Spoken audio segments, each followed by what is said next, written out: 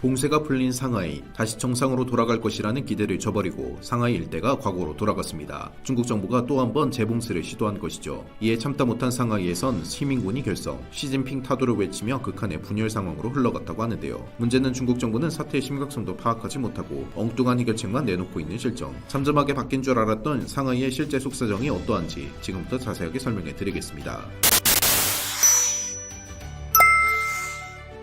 사람들이 정신없이 1층으로 뛰어내려갑니다. 에스컬레이터를 기다리는 사람들은 온데간데 없이 살기 위해 아래로 뛰는 이들만 모습을 보일 뿐이었죠. 누가 넘어져도 바쁘게 밖으로 뛰쳐나가려는 모습은 영상 속에 고스란히 남았고 이 소식은 전세계로 퍼져나갔죠. 상하이 쇼핑몰에서 벌어진 이 해프닝에서 사람들이 바쁘게 뛴 이유는 단 하나입니다. 재봉쇄에서 탈출하기 위한 목적. 상하이 봉쇄가 풀리고 일상생활로 돌아올 것이라 장담했던 중국 정부의 예측과는 다르게 사태는 아직 완전히 안정되지 않았습니다. 지난 6월 1일 두 달간의 지옥 같은 상하이 봉쇄를 풀고 중국 정부는 일상생활로 상하이가 돌아왔다는 것을 천명, 물류를 비롯해 상하이에서 막힌 경제활동을 풀어주었습니다. 상하이 시민들 역시 이동의 자유를 되찾았습니다. 시민들의 이동을 막기 위해 거주단지를 둘러싼 울타리가 해제되었고 일부 시민들이 차가 없는 빈 거리에서 자유를 즐기는 모습도 보이며 상하이는 다시 자유의 도시가 되는 것처럼 보였죠. 봉쇄가 풀리기 직전 기록된 상하이 감염자 수는 15명, 4월 한 달 중 가장 많은 확진자 수를 기록했던 27,000명에 비해 많은 숫자가 줄어들었지만 아직 위험은 남아있는 상황. 이 가운데 불행한 소식이 들려왔죠. 상하이 쉬후이구에서 일하던 미용사 3명이 코로나 바이러스에 감염되면서 다시 재감염 확산 우려가 나타났습니다. 이 미용실에서 일하고 있는 직원은 총 16명, 직접 접촉이 있는 이들 16명이 다른 손님들만 계산해봐도 대략 481명에 이르는 숫자입니다. 상하이가 다시 재봉쇄될 수 있을 만한 위험성을 내포하고 있죠. 상하이 외에도 베이징에서도 비슷한 일이 벌어졌습니다. 봉쇄 상태에서 풀린 베이징에서도 코로나 확진자 8명이 발견되었는데요. 문제는 이들 8명이 클럽에서 감염되었다는 것이 알려졌습니다. 클럽에 있었던 인원을 감안하면 충분히 대규모 감염이 예상되는 상황. 차오양구 클럽에 들렸던 사람들을 대상으로 검사를 진행하는 한편 차오양구 전역을 다시 봉쇄해 이동을 막는 일이 벌어졌습니다. 안심하고 다시 일상으로 돌아가기에는 중국은 안전지대가 아닙니다. 그리고 이런 걱정은 다시 현실로 다가왔는데요. 지난 6월 11일 상하이시는 일부 지역을 다시 재봉쇄하기로 결정하면서 주민 이동을 통제했습니다. 현재 상하이에서 가장 많은 인구가 살고 있는 푸둥신구를 비롯해 도심 지역인 창링, 미낭,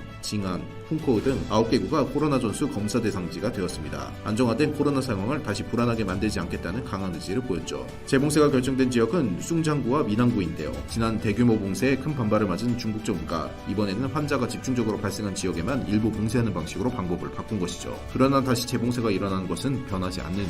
상하이시는 이번 조치에 극도로 분노했습니다. 지난번과 똑같은 일이 다시 반복될 수 있기 때문이죠. 중국 내에서도 화제가 되었던 백이병이 다시 등장할 수도 있다는 소식에 중국 내 SNS인 웨이보에서는 상하이 소식에 많은 이들이 관심을 보이며 백이병이 검색순위 1위까지 올라갔죠. 백이병이란 지난 상하이 1차 봉쇄 때 방역요원들이 상하이 시민들을 대상으로 무차별 폭력을 가한 것을 빗댄 용어인데요. 이들 백이병은 자신들의 말을 듣지 않는 일반 시민들을 폭행하는 것은 물론 구속까지 하는 모습을 보였습니다. 영상을 통해 공개된 이들은 어떠한 죄의식도 가지지 않고 법을 집행한다는 명목하에 시민들을 가두었죠. 이번 재봉쇄에도 그들이 모습을 보였는데요. 상하이 시민들을 중심으로 더는 당할 수 없다는 인식이 퍼진 것입니다. 상하이 시민군들이 모습을 드러내며 적극적으로 저항한 것이죠. 이제까지 참았던 수모를 다시 겪지 않기 위해 저항하기로 마음먹은 주민들이 무장을 시작한 것입니다.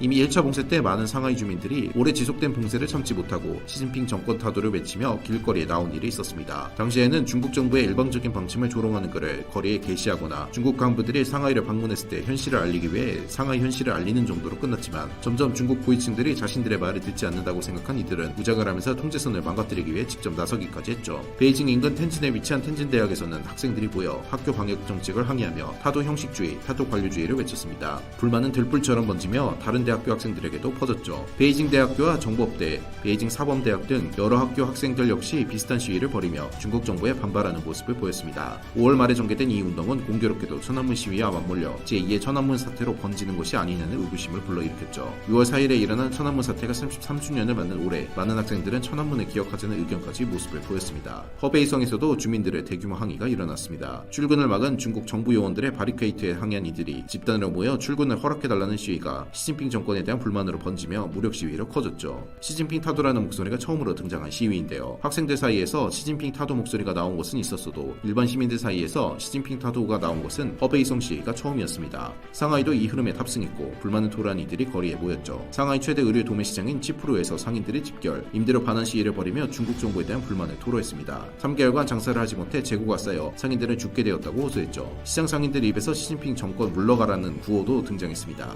이례적인 비판에 상하이 상하이 시민들은 이들의 목소리에 동조하며 점점 규모를 키웠는데요. 이들은 가지고 있는 무기를 들고 일어나 거리를 점령했습니다. 상하이를 해방시키고 적법한 절차를 정부가 따를 것을 촉구했죠. 만약 다시 상하이 전역을 봉쇄하려고 시도하는 순간 상하이 전 지역의 시민들은 들고 일어날 것을 선언하며 시민들은 중국어로 쓴 선언문을 돌렸다고 합니다. 중국의 민주화를 외치며 시진핑이 물러날 것을 촉구했다고 하죠. 중국 SNS인 웨이버를 통해 이들의 메시지가 퍼지자 중국 정부는 이들을 반란으로 규정하며 군을 파견해 상하이 통제에 나섰다고 하는데요. 이들의 주장이 담긴 SNS 메시지는 금세 삭제되었다고 합니다. 그러나 오랜 시간 봉쇄로 인해 상하이 경제는 바닥을 찍었고 내부 해외 자본들 역시 상하이 투자를 꺼리는 모습을 보이며 악순환을 거듭하고 있는 것이 현실. 재고 처리까지 어려운 와중에 코로나는 여전히 위협 요소로 남아있죠. 이런 와중에 중국 정부가 내놓은 대안은 한심했습니다. 놀랍게도 중국 정부는 상하이 문제를 해결하기 위해 한국인들을 비롯한 외부 인력을 끌어들이기로 결정한 것이죠. 중국 경제를 견인했던 상하이를 부흥시키기 위해 고급 인력의 투입이 중요하다고 판단한 중국 정부는 갑작스럽게 상하이 시민권을 발급하겠다고 나섰습니다. 세계 100위권 대학 졸업생에게 상하이 시민권을 부여, 외국인들이 상하이에서 살 수 있게 지원금은 물론이고 유수의 기업에서 일을 할 수 있게 정부가 보증해주겠다고 한 것입니다. 상하이에서 살고 싶지 않은 중국인들의 마음을 잡는 게 아니라 해외 인력을 유치해서 상하이의 공백을 막겠다는 것이 중국 정부의 대책 방안인 것입니다. 서울대학 카이스트 등 고급 인력들을 상대로 중국 정부는 상하이에서 근무할 것을 제안한 것이죠. 한국 고급 인력들, 더욱이 반도체 분야의 고급 인재라면 엄청난 금액을 주고서라도 영입할 것이라고 밝힌 것입니다. 심지어 상하이 후커우 자격까지 부여하겠다고 선언했는데요. 후커우란 1950년대 도입한 중국의 주민등록 제도로 자신이 태어난 지역에 후커우를 부여받으면 타 지역으로 거주지를 옮길 수 없게 중국은 규정해 놓았습니다. 가장 발전된 도시인 상하이의 후커우는 중국 내에서 특권층으로 간주되어 많은 이들의 선망의 대상인데요. 외국인들에게 이 후커우를 부여하겠다고 파격적으로 혜택을 준 것입니다. 하지만 외국인들 입장에서는 굳이 상하이로 갈 이유도 없는 상황. 중국의 상하이 봉쇄를 외부에서 바라본 입장에서 일부러 봉쇄를 선택하고자 하는 사람은 없습니다. 당연히 이러한 차별 정책에 중국 상하이 시민군들은 열이 받았죠. 내부 중국인들을 달래기보다 이들을 없는 사람으로 취급하고 외부 인력을 모셔오겠다는 차별 정책에 상하이는 지금 뜨거운 용광로로 변하고 있습니다. 부글부글 끓고 있는 상하이의 민심. 과연 중국 정부는 이들의 마음을 돌려놓고 재봉쇄의 운명을 피해 정상적인 삶을 누릴 수 있게 이들 시민들의 환경을 바꿔놓을 수 있을까요? 시청해주셔서 감사합니다.